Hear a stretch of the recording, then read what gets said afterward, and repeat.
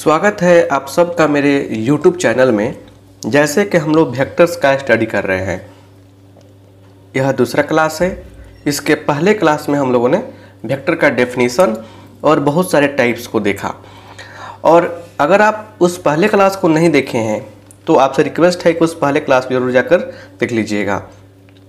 हमारे live class में जुड़ने के लिए या किसी भी चैप्टर का या टॉपिक का लिंक प्राप्त करने के लिए इस नंबर पे व्हाट्सएप करेंगे तो सब कुछ मिल जाएगा। चलिए आज हम लोग क्लास स्टार्ट करते हैं और आज का पहला टॉपिक है पोजीशन वेक्टर। इसके बिना तो पूरा वेक्टर अधूरा है। पोजीशन वेक्टर, इसका हिंदी होता है स्थिति सदिश। क्या होता है हिंदी? स्थिति सदिश होता है। स्थिति सदिश ये होता है हिंदी इसका। तो देखिए यहाँ पे क्या है, यहाँ पे इसका सबसे पहले देखिए कि हम लोग कॉन्सेप्ट को समझते हैं। यहाँ देखिए यह एक्स एक्सिस हो गया, 3D में जा रहे हैं हम लोग। वाई एक्सिस हो गया और ये जेड, एक्स वाई जेड। अब यहाँ मान लीजिए कि पॉइंट P है जिसका कोऑर्डिनेट क्या है, एक्स वाई जेड है। यहाँ देखिए ये जो OP दिख रहा है, आपको क्या कर रहे हैं, ओरिजिन के साथ में P पॉइंट का पोजीशन बता रहा है। तो इसी OP को हम लोग बोलते हैं position vector of point P। यह OP लाइन जो दिख रहा है ये क्या हो रहा है, O के रिस्पेक्ट में, O के सापेक्ष में इस P का क्या हो रहा है, पोजीशन बता रहा है कि नहीं है। तो इसी OP को हम लोग क्या बोलते हैं, पोजीशन वेक्टर बोलते हैं। यहाँ लिखेंगे डेफिनेशन में, a vector that show the position of a point in the space with respect to origin, is called a position vector। इसका हिंदी बता रहे हैं, कह रहा है कि a vector that show the position of a point in the space with respect to origin is called a position vector। वैसा सदिश जो मूल बिंदु के सापेक्ष अंतरिक्ष में या स्पेस में किसी बिंदु की स्थिति को बताता है उसे स्थिति सदिश कहा जाता है। यहाँ OP को हम लोग पोजीशन वेक्टर कहेंगे। यहाँ OP जो है, यहाँ पे OP क्या हो गया, OP जो है इसको बोलेंगे पोजीशन वेक्टर। क्या बोलेंगे, position vector. Position vector of point P। बिंदु P का स्थिति सदिश क्या है, OP है। अच्छा सुनिए, होता क्या है कि OP को हम लोग इस प्रकार लिखते हैं। कैसे लिखेंगे OP को हम लोग किस प्रकार से, तो एक्स आई cap Y j cap plus Z के कैप, इसको कंपोनेंट फॉर्म बोलते हैं। कौन फॉर्म बोलते हैं, कंपोनेंट फॉर्म। अब बात आ गई यहाँ पे कि सर ये एक्स के साथ आई कैप है, वाई के साथ जे कैप है, जेड के साथ के कैप, इसका मतलब क्या है। देखिए सबसे पहले इसको बोलते हैं हम लोग कंपोनेंट फॉर्म। कंपोनेंट फॉर्म, घटक रूप। हिंदी सुनते जाइएगा, लिखते जाइएगा, कॉपी कलम लेकर बैठेंगे तो बेहतर रहेगा। चलिए तो कंपोनेंट फॉर्म। अब होता क्या है, देखिए आई कैप जो है, आई कैप और जे कैप के कैप, ये तीनों जो चीज़ें हैं, आई कैप को हम लोग एक्स एक्सिस के अलॉन्ग रिप्रेजेंट करते हैं। उसके बाद इसको हम लोग, इसको क्या करते हैं हम लोग, वाई एक्सिस के अलॉन्ग, इसको हम लोग के को हम लोग जेड एक्सिस के अलॉन्ग रिप्रेजेंट करते हैं। अब यहाँ पे क्या है, देखिए यहाँ पे क्या है, एक्स आई कैप दिया है, मतलब हुआ कि एक्स एक्सिस की ओर, एक्स एक्सिस का डायरेक्शन में एक्स डिस्टेंस तय किया है तो इसको हम लोग एक्स आई लिख देंगे, वाई जे और जेड के। बात समझ में आ गया ना।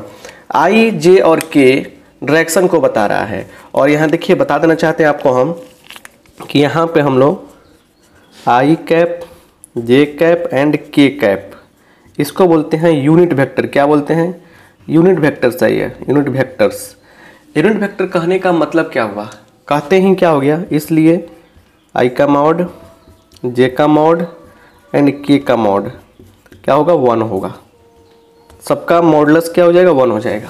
ऐसा क्यों? क्योंकि यूनिट वेक्टर है। अब सुनिए और ये बातें इसमें है। बातें ये है, यहाँ देखिए बात यहाँ पे है कि आई कैप को हम लोग एक्स के लॉन्ग, एक्स एक्सिस के लॉन्ग रिप्रेजेंट करते हैं, जे कैप को हम लोग वाई एक्सिस के लॉन्ग रिप्रेजेंट करते हैं, और के कैप को हम लोग कहाँ रिप्रेजेंट करते हैं? जेड एक्सिस के लॉन्ग रिप्रेजेंट करते हैं। क्लियर? यहाँ बात क्लियर हो गया। तो ओपी को हम लिखेंगे एक्स आई cap plus Y j cap plus Z के कैप। क्लियर? तो ये एक्स आई कैप बता रहा है क्या कि एक्स डायरेक्शन में एक्स डिस्टेंस तय किया गया है, वाई डायरेक्शन में वाई डिस्टेंस और जेड डायरेक्शन में जेड डिस्टेंस तय किया गया है। समझ रहे ना बात? तो यहाँ देखिए एक्स डायरेक्शन में जब भी बात की जाएगी तो यहाँ पे आई लग जाएगा। मतलब आई के बता रहा है कि एक्स दिशा में ही, एक्स अक्ष के दिशा में ही डिस्टेंस तय किया गया है। समझ रहे ना? तो सिंपल सा बात समझिए कि आई कैप एक्स को, जे कैप वाई को और के कैप जेड एक्सिस को, मतलब कि एक जेड एक्सिस में मिलेगा, उसी के लॉन्ग रहेगा। क्लियर हो गया? अब यहाँ से हम लोग कुछ और बातें समझते हैं एक एक करके।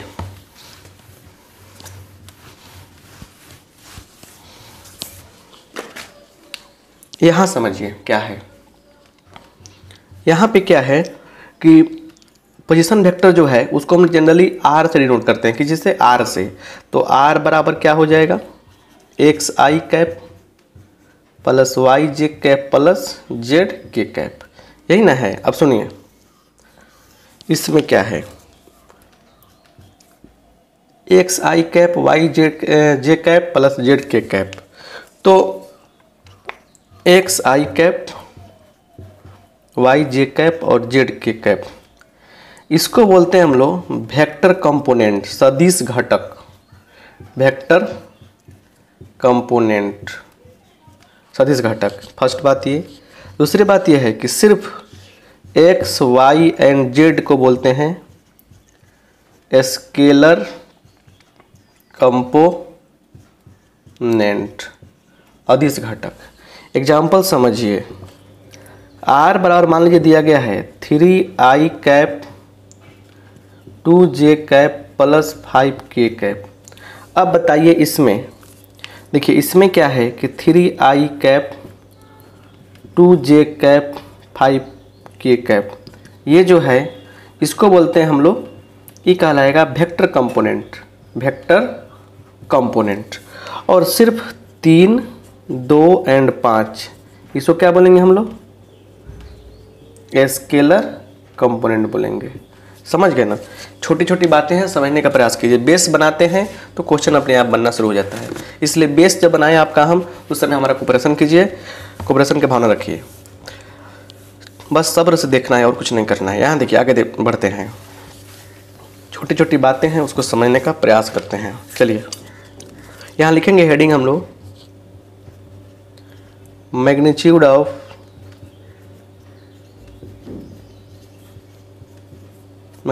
Of position vector, magnitude of position vector, स्थिति सदिश का परिमाण। चलिए यहाँ देखिए आर बराबर होता है एक्स आई Y J plus Z cap, Z के कैप। तो इसलिए यहाँ से आर का मॉड क्या होता है? देखिए एक्स का स्क्वायर प्लस वाई का स्क्वायर प्लस जेड का स्क्वायर, इसका रूट कर देते हैं हम। क्या करते हैं हम लोग? रूट कर देते हैं। यही होता है मॉडुलस। चलिए इस पे डिफरेंट टाइप के प्रॉब्लम्स को हम लोग पढ़ने वाले हैं। क्या होगा? डिफरेंट टाइप के प्रॉब्लम को पढ़ने वाले। एग्जाम्पल देखिए, कह रहे फाइंड द मॉडुलस ऑफ, चाहे मैग्नीट्यूड ऑफ भी कहा जाएगा, पहला r बराबर दिया है 3i cap 4j cap plus 6k cap. दूसरा r बराबर 2i cap 3j cap plus 5k cap. यहाँ से बताइए कि यहाँ से अगर r का मैग्नीट्यूड निकाले तो क्या हो जाएगा, बोलिए। 3 का स्क्वायर 4 का स्क्वायर प्लस में प्लस 6 का स्क्वायर, क्या करेंगे, रूट कर देंगे। तो कितना हो जाएगा ये 9 16, 9 और 16 25, 25 36 कितना होगा 61 होगा। ये हो गया आंसर। यहाँ देखिए इसका क्या होगा, बोलिए। 2 का स्क्वायर प्लस माइनस 3 का स्क्वायर प्लस 5 का स्क्वायर, तो 25 9 34 34 4 38 रूट अंडर 38 हो गया। क्लियर। अब आप इसका बनाइए और कमेंट में बताइएगा। r बराबर दिया है 2i cap plus 3j cap plus 6k cap, इसका क्या होगा, मोड r का मान क्या होगा, हमें कमेंट बॉक्स में कमेंट करके बताइए। सब्र करके पढ़ेंगे, सब कुछ समझ में आएगा, अच्छा से समझ में आएगा। क्लियर। तो ये मैग्नीट्यूड आप समझ रहे हैं। क्लियर। आगे देखते हैं और बातें। मैग्नीट्यूड नहीं आएगा निकालने तो समझिए बहुत प्रॉब्लम्स होंगी। क्लियर। कभी मैग्नीट्यूड निगेटिव नहीं हो सकता है, मैग्नीट्यूड कभी भी निगेटिव नहीं हो सकता, इस बात को याद रखिएगा। बात समझ रहे ना। यहाँ देखिए, तो ये तो बात आपको समझ में आ गई। एक बार थोड़ा सा आई जे के बारे में समझते हैं। देखिए यहाँ लिखेंगे इम्पोर्टेंट नोट, महत्वपूर्ण नोट समझिए on I cap J cap and के कैप, है ना। इस चीज़ को आप समझ लीजिए बढ़िया से। क्लियर।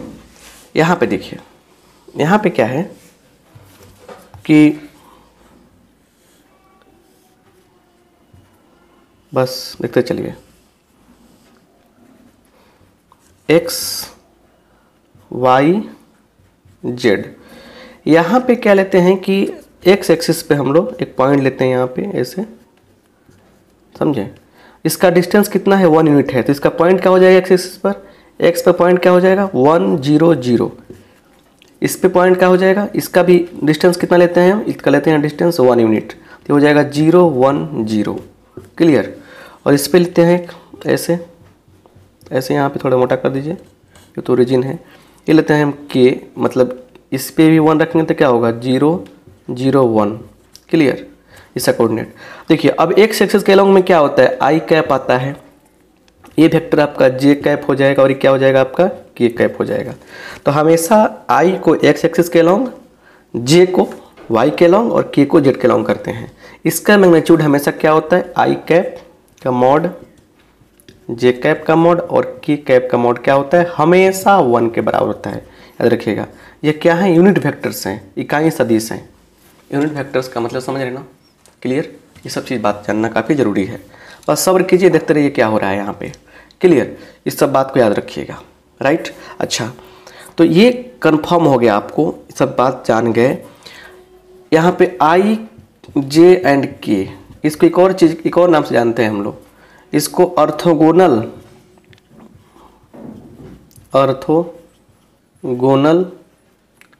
ट्रायड के नाम से भी जानते हैं। कारण यह है कि देखिए, इस आई कैप और जे कैप के बीच क्या है, एंगल कितना बना है, 90 का बन रहा है। एक्चुअली कंडीशन ऐसा ही होता है ना, कंडीशन तो ऐसा ही होता है ना, ऐसे है कि नहीं है। तो ऐसे मतलब क्या होता है, परपेंडिकुलर होता है, म्यूचुअली परपेंडिकुलर होता है।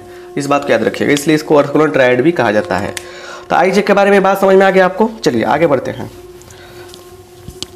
छोटी छोटी बातें हैं, समझने का प्रयास कीजिए। यहाँ देखिए, ऑब्जेक्टिव सब्जेक्टिव सब क्लियर हो जाएगा। पोजीशन वेक्टर, फिर आते हैं थोड़ा सा लौट के, उसी के इर्द गिर्द घूमना ही है। Position vectors of x y z, अभी ना बताया हमने, यह पॉइंट है। तो इसका पोजीशन वेक्टर कैसे लिखा था आपने, अभी बताया था क्या आपने, क्या देखा आपने कि position vector x y z रहेगा, मतलब इस पॉइंट का पोजीशन वेक्टर लिखना हो तो कैसे लिखेंगे हम लोग, आर बराबर एक्स आई cap plus Y j cap plus Z के कैप, ये लिखते हैं ना।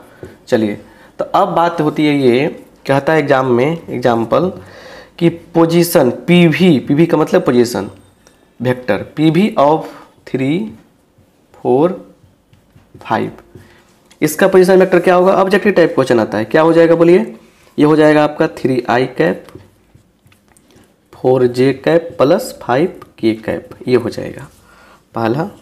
दूसरा बात समझिए, दूसरा हो जाएगा पीवी ऑफ 2 0 3, ये क्या हो जाएगा आपका, बोलिए ये हो जाएगा 2i cap plus 0j cap plus 3k cap. अब जीरो वाले को छोड़ देते हैं हम लोग, तो आंसर में रियल आंसर क्या आएगा, मतलब कि फाइनल आंसर क्या हो जाएगा, 2i cap 3k cap, 2i cap plus 3k cap. J वाला इसमें नहीं दिख रहा है, मतलब क्या है कि उसका जो स्केलर कंपोनेंट है वो जीरो है, y का मान जीरो है। अगर कहीं अगर लिखा गया हो 3j प्लस 2k कैप, यह दिया गया है पोजीशन वेक्टर के फॉर्म में, तो मतलब क्या हुआ, मतलब हुआ कि इसका पॉइंट क्या होगा, वास्तव में इसका पॉइंट देखा जाए तो आई कैप गायब है, तो आई कैप का रिलेशन तो एक्स के साथ होता है, तो एक्स वाला का जीरो हुआ होगा 0 3 2, यही क्या हो गया आपका आंसर हो गया। समझ रहे हैं बात को बढ़िया से। तो ये मतलब कि जानना जरूरी है, कोई पॉइंट दिया रहे उसका पोजीशन वेक्टर डायरेक्ट हम लोग ऐसे लिख लेते हैं, ठीक है ना, ऐसे लिख लेंगे, और पोजीशन वेक्टर दिया रहे तो हम लोग ऐसे पॉइंट अपना क्लियर कर लेंगे, राइट। ये सब बेसिक चीज़ें हैं जो क्वेश्चन बनाने में काफ़ी हेल्प करेंगी। आगे देखिए आगे क्या है, आगे आते हैं और देखते हैं, लिखते हैं heading equality of two position vectors, equality of equal vectors, समझिए ना, इक्वल वेक्टर्स की बात हो रही है, मैग्नीट्यूड से होना चाहिए, डायरेक्शन से होना चाहिए। तो देखिए इक्वल वेक्टर्स पोजीशन वेक्टर की बात हो रही है, तो यहाँ पे X I plus Y J plus Z के बराबर A I cap B J cap plus C K cap दिया गया है। इफ़ लगा दीजिए, इफ़ अगर ऐसा हो, अगर दो वेक्टर्स ऐसे हैं, इक्वल वेक्टर कब कहेंगे, जब क्या हो डायरेक्शन भी सेम हो, मतलब इक्वल वेक्टर्स का मतलब क्या, same direction and same magnitude, तब क्या होता है आपका इक्वल वेक्टर कहलाता है। तो ये दोनों अगर आपस में इक्वल हों, यहाँ पे क्या होने वाला है, कोफिशिएंट बराबर होंगे, सॉरी ये कंपोनेंट बराबर होंगे, स्केलर कंपोनेंट, x हो जाएगा a के बराबर, x किसके बराबर होगा, a के, y किसके बराबर होगा, b के, z किसके बराबर होगा, c के। बात समझ में आ रहा है ना, बात क्लियर। एग्जाम्पल है ये, इफ 2i कैप, हाँ यहाँ देखिए xi cap plus Y j cap बराबर 2i cap plus 3j cap, then find x and y, तब x और y निकालिए। सॉल्यूशन साफ है, xi cap plus Y j cap बराबर 2i cap plus 3j cap है, इसलिए x का मान क्या हो जाएगा, x का मान हो जाएगा 2, y का मान क्या हो जाएगा, y का मान हो जाएगा 3, हो तो गया आंसर आ गया आपका, क्या हो गया आपका आंसर हो गया ये। आई होप आप समझ रहे हैं बात को बढ़िया से। चलिए, तो इक्वालिटी की बात जब होगी तो आप मैटर को सोल्व कर दीजिएगा, राइट। आगे आते हैं और बात को समझते हैं और अच्छे ढंग से आगे बढ़कर यहाँ पे आइए और देखते हैं यहाँ पे कुछ इम्पोर्टेंट बात। एक बार फिर से यूनिट वेक्टर को हम लोग याद करते हैं, क्योंकि इससे बहुत सारा प्रॉब्लम्स आता है।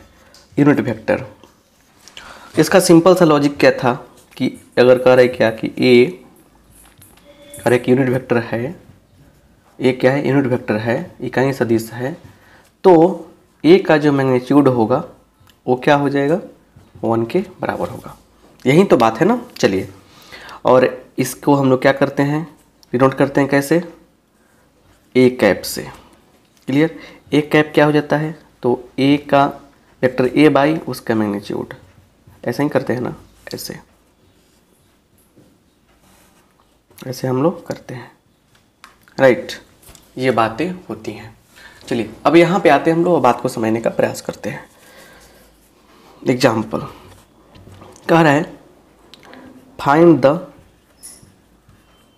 द यूनिट वेक्टर, हिंदी हुआ स्थिति सदिश ज्ञात करें। Find the unit vector, sorry इकाई सदिश प्राप्त करें।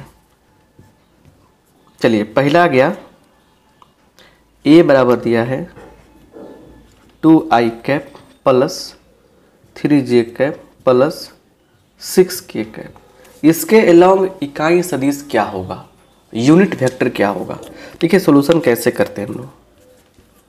सोल्यूशन करने का सबसे आसान तरीका देखिए क्या है कि a बराबर क्या दिया है 2i cap 3j cap plus 6k cap. तो देयरफॉर a का जो है ना मैग्नीट्यूड निकालेंगे।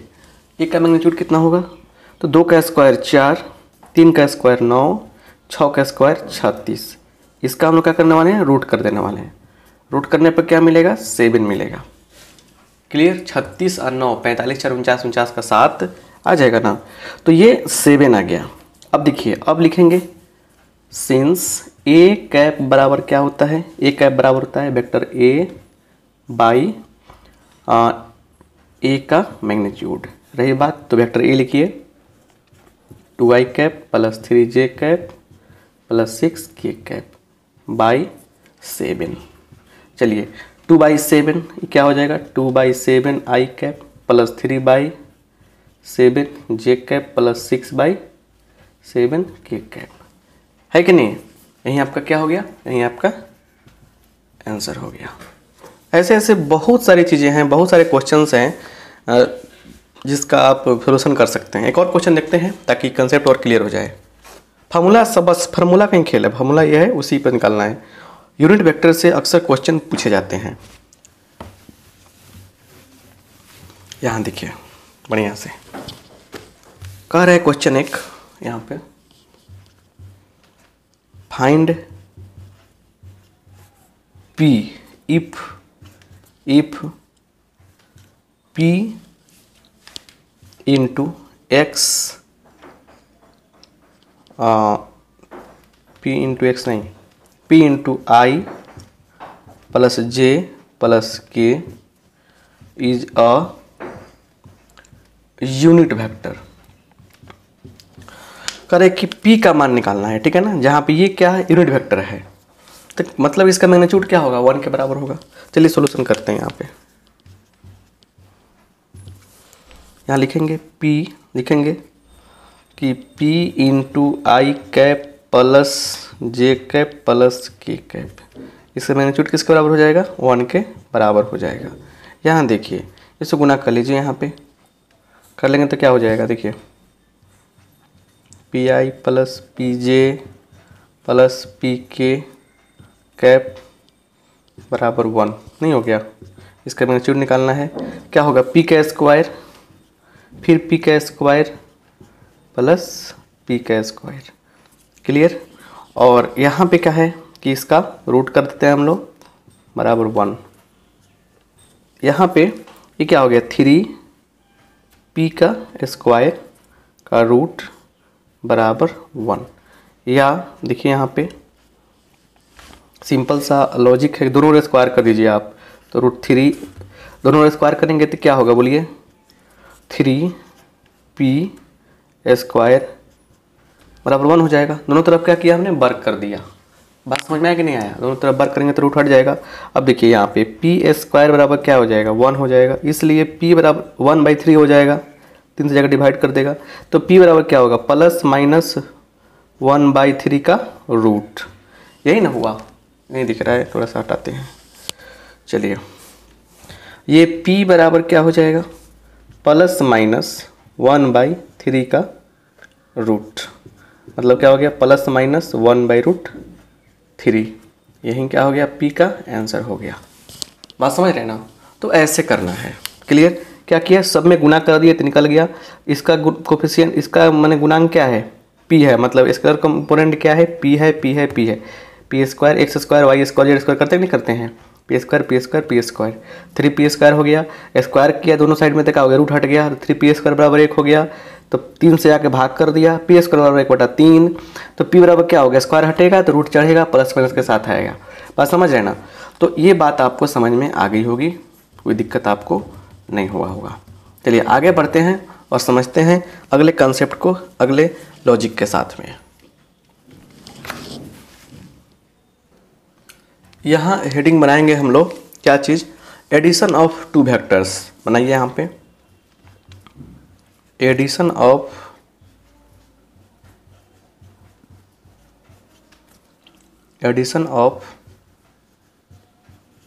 टू वेक्टर्स, दो सदिशों का योग, एडिशन ऑफ टू वेक्टर्स। यहाँ देखिए, यहाँ पे क्या एक वेक्टर यहाँ पे दिया गया है, वेक्टर ए है, एक दूसरा वेक्टर यहाँ बी है, इन दोनों को ऐड करना है। तो ऐड करने के लिए करते क्या हैं कि वेक्टर ए लाया हमने, क्लियर है ना, वेक्टर ए लाया यहाँ पे, ऐसे लिख दिया हमने, इसके सिर पे, इसके हेड पर इसका टेल रखते हैं। क्या करेंगे यहाँ पे, इसका टेल रखेंगे। यहाँ पे देखिए टेल रखा हमने, क्लियर, ये वेक्टर ए हो गया, वेक्टर बी हो गया। तब यहाँ से यहाँ हम लोग मिला देते हैं, देखिए ऐसे हम लोग मिला देंगे, सीधा जाएगा।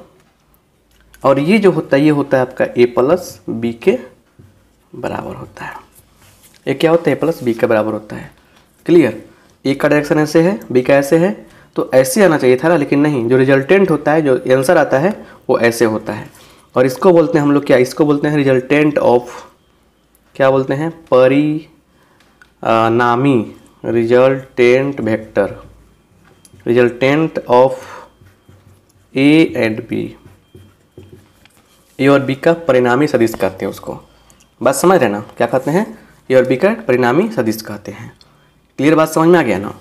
अब देखिए यहाँ पे होता क्या है, यहाँ पे क्या है, जैसे मान के चलिए कि 3 वेक्टर है, मतलब कि जो हम ट्रायंगल के द्वारा दर्शाते हैं, ट्रायंगल के साइड द्वारा, जैसे एक वेक्टर ए बी हो गया, यहाँ पे ए बी, क्लियर, यहाँ ले लिया हमने सी, क्लियर, और ए से सी को हमने मिला दिया, ठीक है ना। ये बोलते हैं ट्रायंगल रूल, ट्रायंगल रूल, ज़्यादा दिमाग लगाने का सकता नहीं है, सिंपल तरीका समझिए, ट्रायंगल रूल। अब देखिए यहाँ पे त्रिभुज नियम क्या कहता है कि त्रिभुज के 3 साइड से 3 वेक्टर को रिप्रेजेंट किया जाए, देखिए क्या होगा।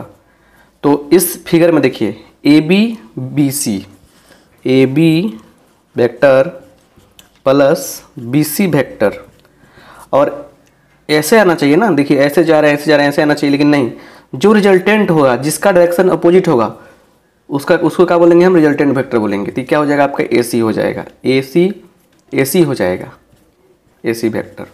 मतलब जो रिजल्टेंट वेक्टर होता है उसका डायरेक्शन क्या होता है, अपोजिट होता है। इस बात को याद रखिएगा।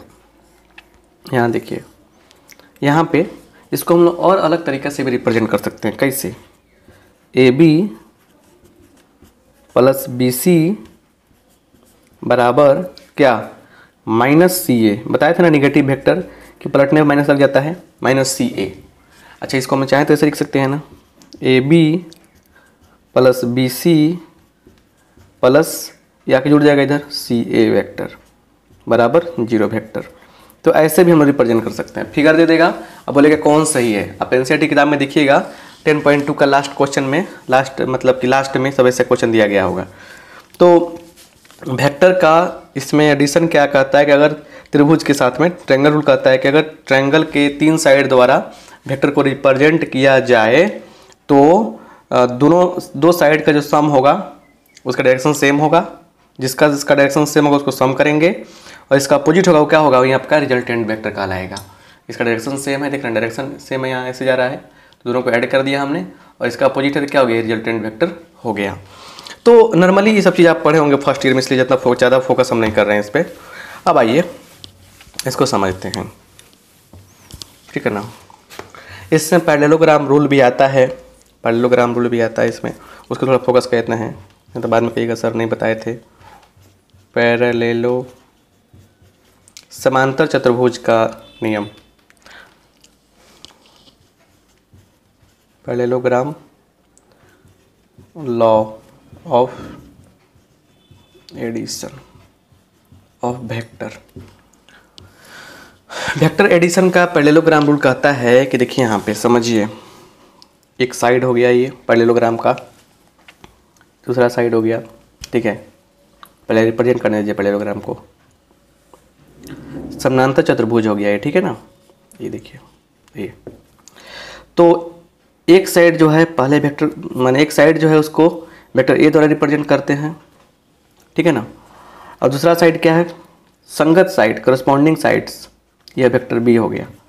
जो रिजल्टेंट होगा ना वो क्या होगा, डायगोनल द्वारा रिप्रेजेंट किया जाएगा। ये देखिए ये क्या कहलाएगा आपका, ए प्लस बी कहलाएगा। बस यही होता है पैरेललोग्राम रूल। इससे बहुत सारी बातें हैं, बहुत सारे थ्योरम्स हैं, not important for you, right. Clear, यही होगा बस, और कुछ नहीं है, नहीं जानना है ज़्यादा आपको। क्लियर। अब आते हैं कुछ इंपॉर्टेंट नोट, और फिर नोट जानने के बाद कंपोनेंट फॉर्म में चल के क्वेश्चन बनाना शुरू करेंगे। लिखते हैं इंपॉर्टेंट नोट।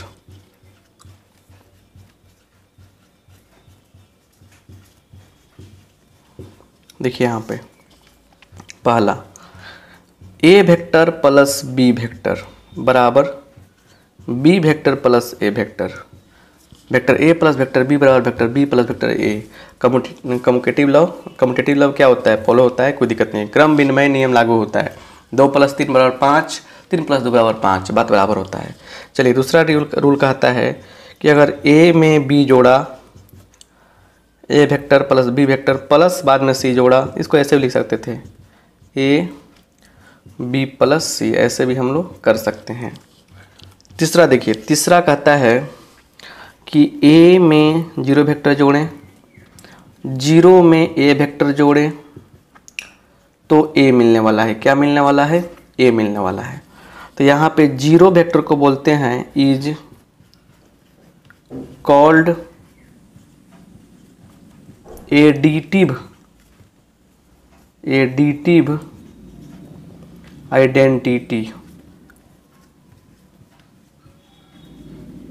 मैट्रिक्स में ही बताए थे हम, एडिटिव आइडेंटिटी फॉर वेक्टर, इतना ही लिख दीजिए, इसको बोलते हैं, चलिए एडिटिव आइडेंटिटी बोलते हैं। क्लियर। यहाँ पे आइए, यहाँ पे एक और आता है लॉजिक पांचवा, कि अगर हम लोग ए वेक्टर में उसका निगेटिव जोड़ते हैं या किसी वेक्टर के निगेटिव में उसका पॉजिटिव जोड़ते हैं तो मिलता है 0 वेक्टर। तो यहाँ पे -a वेक्टर को बोलते हैं इज कॉल्ड क्या, एडिटिव इन्वर्स। क्या बोलते हैं, एडिटिव, योगात्मक प्रतिलोम, additive inverse of vector A, यही बोलेंगे हम। बात समझ रहे ना, सिर्फ माइनस लगा देंगे तो क्या होगा, एडिटिव इन्वर्स मिल जाएगा। जैसे हमारे पास वेक्टर ए बराबर दिया है 2i + 3j, इसलिए यहाँ पे ai क्या हो जाएगा, इसका एडिटिव इन्वर्स क्या हो जाएगा, तो -a बराबर -2i - 3j, ये हो जाएगा आपका। तो ऐसे निकालते हैं हम लोग, ठीक है ना। क्लियर। मतलब कि इसका एडिटिव इन्वर्स का मतलब क्या है कि कोई ऐसा वेक्टर लाइए जो इसमें ऐड किया जाए तो आंसर क्या मिले, 0 वेक्टर मिल जाए, बस यही कह रहा था। तो नोट्स क्लियर हुआ, नोट्स से ऑब्जेक्टिव क्वेश्चंस क्लियर होते हैं। आते हैं कंपोनेंट फॉर्म में।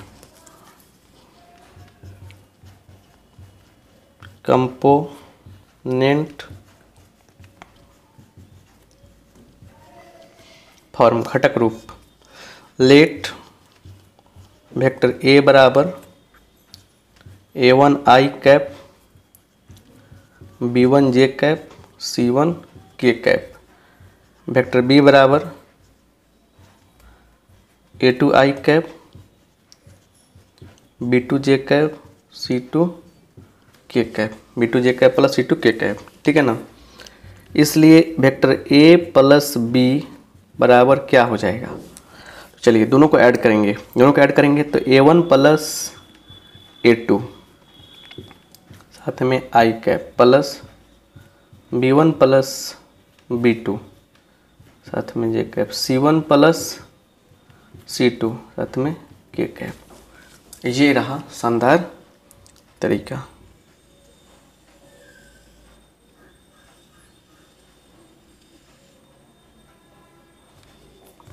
क्लियर, बात समझ में आ गया।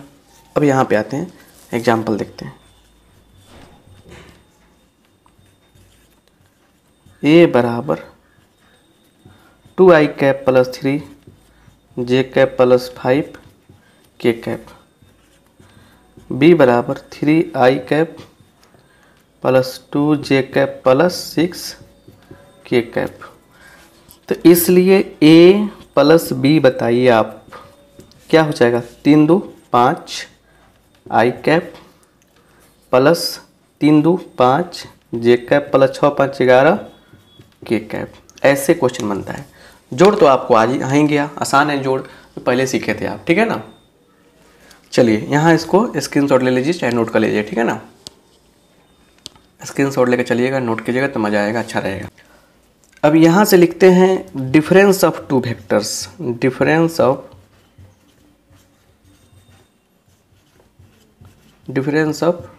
Two vectors.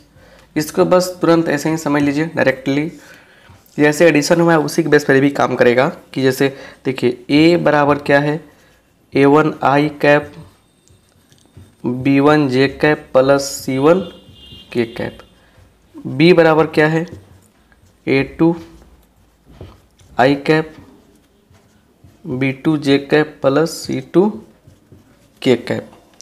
तो इसलिए vector a minus vector b का मान क्या होगा, तो a1 minus a2 plus, sorry यहाँ पे आई कैप लगाएंगे, plus b1 minus b2, clear, और j plus c1 minus c2, ये क्या हो जाएगा के कैप। यही तो मिलेगा आपका डिफरेंस। डिफरेंस का मतलब यही होता है। आइए एग्जांपल लेते हैं। यहाँ पे a बराबर दिया है 2i कैप 3 जे कैप प्लस 5 के कैप, b बराबर दिया है i cap plus 2 J cap plus 3 के कैप। इसलिए vector a minus vector b कितना होगा, इस पर से घटाएंगे, 2 घटाएं 1 कितना होगा, 1 होगा, 3 घटाओ 2 कितना होगा, 1 होगा, 5 घटाओ 3 कितना होगा, 2 होगा। और यहीं क्या हो गया हमारा आंसर हो गया, यहीं क्या हो गया हमारा आंसर हो गया। तो माइनस भी करने आनी चाहिए आपको अच्छा से। चलिए कुछ क्वेश्चन इस पर भी देखते हैं, अच्छा समझ में आएगा। क्लियर, देखिए क्वेश्चन है कि इफ ए बराबर दिया गया है 3i कैप प्लस 4 जे कैप प्लस 5 के कैप, b बराबर दिया गया है 6i कैप प्लस 3 जे कैप प्लस 9 के कैप, क्लियर। c बराबर दिया गया है 4i कैप माइनस 3 जे कैप प्लस 5 के कैप दिया गया है। कह रहे कि फाइंड, देखिए क्वेश्चन क्या क्या है। फाइंड, फर्स्ट बात a प्लस b जो आप निकाल सकते हैं।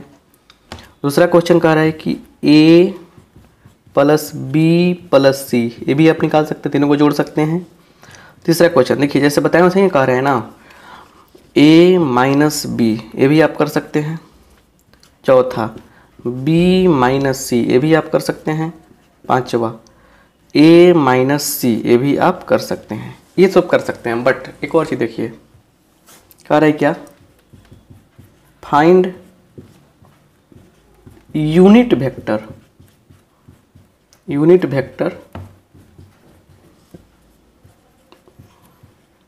Along a plus b। a plus b के डायरेक्शन में, a प्लस b के डायरेक्शन में आप यूनिट वेक्टर निकालिए। चलिए क्वेश्चन देखते हैं हम लोग, सोल्यूशन कैसे करते हैं। देखिए a प्लस b कितना हो जाएगा, बोलिए जुड़िए तो a प्लस b को। 6 3 9 9i कैप, 4 3 7 प्लस 7 जे कैप, 9 5 14 14 के कैप। इतना बात समझ में आ गया। इसलिए a प्लस b का मैग्नीट्यूड निकालिए, 81 प्लस 49 प्लस 196। रूट कर देंगे ना, जोड़ते हैं 6 9 15 15 16 के 6, क्लियर। उसके बाद 9 4 13 13 8 21 21 1 22 के 2 और 1 और 2 3, क्लियर। 326, 326 का नहीं होता है, मतलब नहीं टूटेगा, क्लियर। इतना कितना रहने देंगे, इसलिए एक बार और जोड़ लीजिए। ये हो जाएगा आपको 50 130 130 100, बढ़िया से जोड़िए फिर से, 80 और 49 81 और 49, ये हो जाएगा 50 130 और 100, फिर जोड़ते हैं 6 9 6 15 1 16 के 6, ठीक है, हाथ में 1 9 4 13 13 और 8 21 21 1 22 के 2, हाथ में 2 1 2 1 3, क्लियर। अब यहाँ पे क्या हो जाएगा, देखिए unit vector along vector A plus B क्या हो जाएगा, देखिए। तो ये हो जाएगा vector A plus B by vector A plus B का मैग्नीट्यूड, हो गया ना। अब करना क्या है यहाँ पे, 9i plus 7j plus 14k by क्या कर देंगे हम लोग, 326 का रूट कर देंगे, हो गया आंसर, है कि नहीं। यही ना बात करना है, यही देखिए, देखिए सामने आंसर दिख रहा है आपको, दिख रहा है आंसर आपको यहाँ पे, देखिए। तो ये आपका आंसर हो जाएगा, राइट।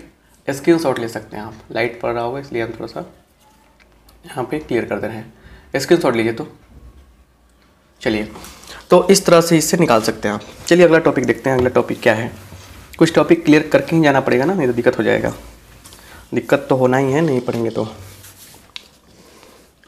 लिखिएगा यहाँ पे multiplication of vector by scalar, multiplication of A vector by a scalar. Hindi हुआ किसी सदिश का किसी अदिश के साथ गुना। देखिए यहाँ पे क्या है, ये जो है, सॉरी ये जो है, लिखते हैं वेक्टर ए को, ए नहीं वेक्टर, पता नहीं कोई कौन वेक्टर है, लेकिन कोई वेक्टर कह सकते हैं, मतलब कोई भी दुनिया कोई वेक्टर हो, ठीक है ना। और के जो है, के कोई भी स्केलर है, स्केलर जीरो को छोड़कर, के नॉन जीरो बोलते हैं इसको, स्केलर के क्या है, स्केलर है, जीरो का बस छोड़ के काम करना है, बात याद रखिएगा। के क्या है, स्केलर है, क्लियर। तो यहाँ देखिए के नॉट इक्वल टू जीरो लिख दीजिए ना। चलिए, तो पहला बात ये है, देखिए यहाँ पे होता क्या है, जैसे मान के चलिए कि वेक्टर आपका इतना बड़ा दिया गया है, ठीक है ना, वेक्टर ए। अब मान लीजिए आप 1/2 वेक्टर ए करते हैं, इसका मतलब क्या होगा, इसका आधा करेंगे तो छोटा सा हो जाएगा, बिल्कुल। अगर मान लीजिए आप लिखते हैं 2 वेक्टर ए, मतलब ये तो और बड़ा हो जाएगा ना, ये तो और बड़ा हो जाएगा। तो इस वेक्टर को क्या करना है, कोई ना कोई अंक से गुना करना है, तो क्या होगा, उसका लेंथ बढ़ता जाएगा घटता जाएगा। तो वास्तव में हो क्या रहा है, हाफ किया छोटा हो गया, मतलब उसका मैग्नीट्यूड छोटा हो गया, डबल किया बड़ा हो गया, मैग्नीट्यूड बड़ा हो गया। तो एक्चुअली होता क्या है कि हम लोग जब गुना करते हैं तो मतलब उसके मैग्नीट्यूड में प्रभाव पड़ता है। तो क्या होगा, के ए का मैग्नीट्यूड निकालेंगे एक साथ, तो के इंटू वेक्टर ए का मैग्नीट्यूड, उस स्केलर से क्या होगा, उसका मैग्नीट्यूड उतना गुना ज़्यादा हो जाएगा चाहे कम हो जाएगा, क्लियर। चलिए, उतना गुना माने उतना से गुना कर देंगे। 1/2 ए का मतलब क्या हुआ कि ए के मैग्नीट्यूड का आधा, 2 का मतलब क्या होगा कि ए के मैग्नीट्यूड का 2 गुना।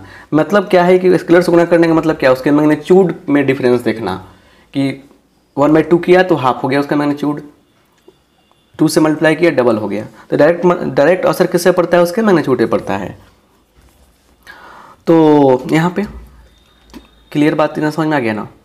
दूसरा बात समझिए, अब एक मेन फैक्ट आता है, के ए जब कर रहे हैं हम किसी भी स्केलर से वेक्टर में गुना कर रहे हैं, यहाँ पे ऐसे लिखते हैं, किसी भी स्केलर से ए में गुना कर रहे हैं, तो 2 बातें सामने आएंगी। वेक्टर का डायरेक्शन क्या होगा, बदल भी सकता है। तो देखिए डायरेक्शन जो होगा सेम होगा, कब, direction same as A vector, A की तरह डायरेक्शन होगा, कब डायरेक्शन ए की तरह होगा, जब क्या हो, k प्लस हो। किसी प्लस संख्या से गुना करेंगे तो क्या हो, डायरेक्शन सेम रहेगा। और डायरेक्शन जो है वो अपोजिट हो जाएगा। क्या हो जाएगा, अपोजिट हो जाएगा। कब, अपोजिट एज ए के सापेक्ष अपोजिट हो जाएगा। कब, k छोटा हो 0 से तब। जैसे a एक वेक्टर है जिसको 2i + 3j - 6k कैप लिखा हमने, ठीक है। तो अब क्या लिखा हमने, यहाँ पे माइनस से गुना कर दिया। तो क्या किया हमने, -1 से गुना कर रहे हैं, ठीक है ना। तो मान लीजिए नया वेक्टर b मिलेगा, जिसका क्या हो जाएगा, -2i cap - 3j cap + 6k cap. अब ये जो वेक्टर है, ये वेक्टर और ये वेक्टर दोनों का डायरेक्शन क्या है, अपोजिट है। डायरेक्शन क्या हो गया आपका, अपोजिट हो गया। बात समझ रहे हैं ना, कोई दिक्कत तो नहीं है, क्लियर। इतना तो बात आपको समझ में आनी चाहिए ना, क्लियर हो गया। चलिए अब आगे बढ़ते हैं हम लोग और समझते हैं बात को और अच्छे ढंग से कुछ एग्जाम्पल के साथ में।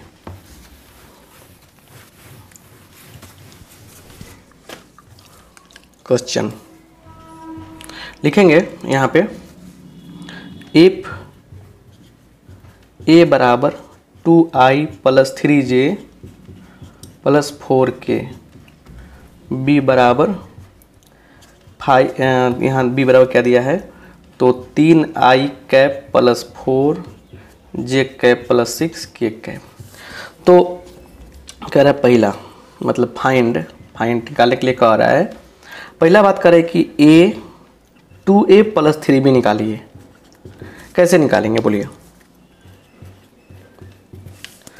2 से गुना कीजिए a में, माने 2a + 3b का मतलब क्या होगा बोलिए, बताइए। 2 से गुना कीजिए इसमें, तो 2 दूना 4, 4i cap 6j cap + 8k cap plus 3 से गुना कीजिए इसमें 3b, 3 × 9 i cap +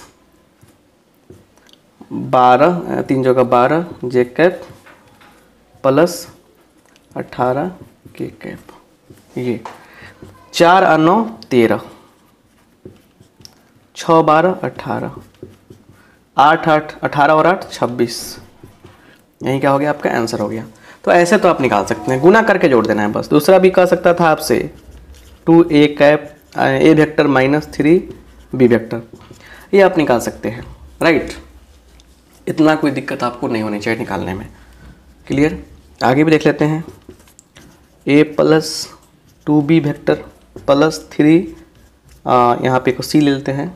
c vector मान लीजिए दिया है एंड c बराबर देता है 2i - j, तो 3c वेक्टर। ऐसे भी 3 क्वेश्चन आपको दे रहे हैं, बना सकते हैं आप, कोई दिक्कत, बात समझ गए ना। यहाँ तक तो कोई दिक्कत आपको नहीं होनी चाहिए, क्लियर, कंफर्म हो गया कॉन्सेप्ट। आगे देखते हैं आगे क्या है।